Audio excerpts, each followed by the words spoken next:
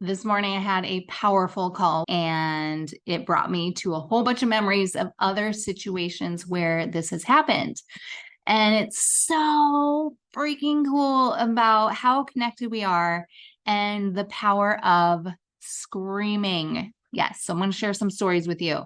When I'm working with clients, sometimes, as I shared in one of my recent videos on a physical healing, I will witness the healing done, and then it is up for the client to receive it. And sometimes when I'm offering up healing or getting the guidance and transformation, I can witness them not receiving the information. They aren't fully getting it, or there's like a chip on their shoulder, or there's just like a deeper rooted thing. And it's so obvious to me, but the client may not get it because, all in divine timing. So sometimes I offer other ideas or trainings or workshops to check out.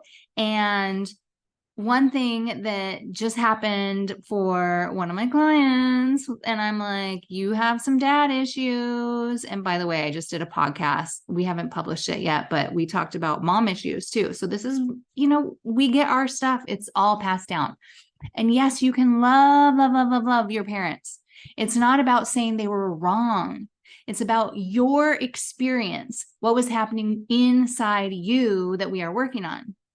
Because when we can let that go, then we can get to the next level that we're working on. Okay.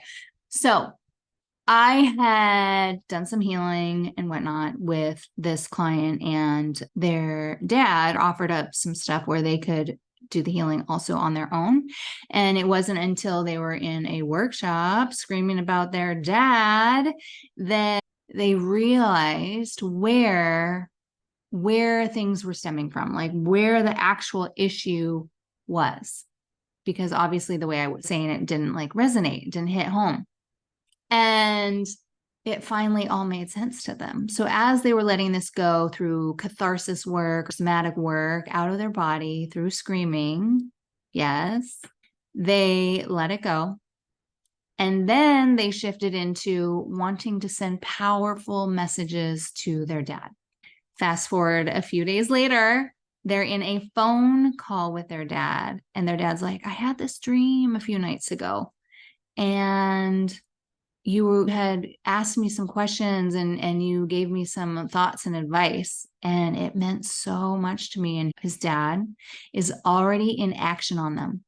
So most likely on the exact same night that he was doing his work, letting it go, and then wanting to send some love and messages to his father got it. Also, for another client, similar thing happened where I was like, you got a chip on your shoulder. We got to do this. In fact, this is not the first video I'm recording because it turned out the sound was wrong. And on the other video I was doing, that person actually called while I was talking about her. So that is how connected we are. So she's doing work on releasing some stuff, and a man that she dated like a decade ago came up, and she hadn't seen him in a million years. 2 days later, there he is. Similar for me. I was screaming about someone, didn't know I was going to be screaming. Sometimes you just get into the screaming, and then something else is unearthed that you don't even know is in there. So I'm screaming about whatever I was. This is about a decade ago for me. It was just, but I saw all the synchronicities here with how powerful this is. So I'm screaming about this person that I had dated that was playing with my freaking heart. Yep. And they lived in Portland. I was in LA already.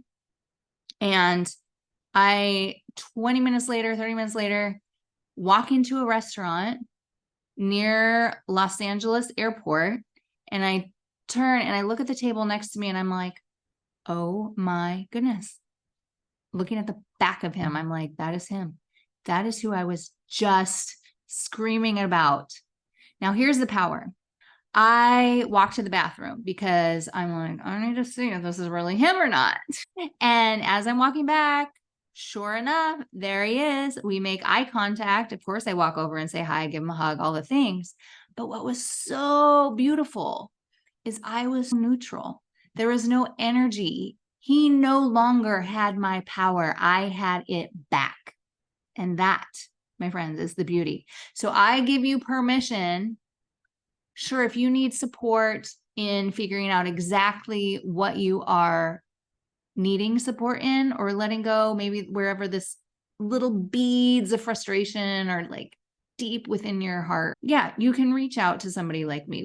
I intuitively can pull that stuff out, or you could journal about it, but give yourself the permission to go all out, because it's all really about giving and fully surrendering to the practice when you want to get into this level of somatic cathartic work and letting it out. So do it in a car, make sure there's no one else around so you can fully be you, maybe in the forest or something.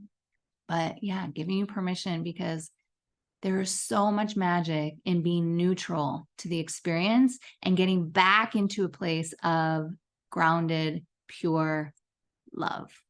Ah, so good. So good. All right. Let me know if you do it. Let me know how it goes. I want to hear all the juicy goodness.